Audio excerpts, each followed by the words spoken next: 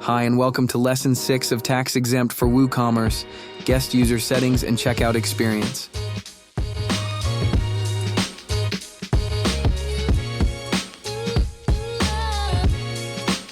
In this video, I will show you how to configure guest user settings and improve the checkout experience. Let's get started. From your WordPress dashboard, go to WooCommerce and click on Tax Exemption. Now click on the Guest Users tab. Enable the option to show the tax exemption message. This will display a message for guest users during checkout. Next, let's add a message. Edit the text to make it clear and engaging. You can also add a link to direct users to the tax exemption information page or to the My Account page. Now guest users can click the message to learn more about tax exemption.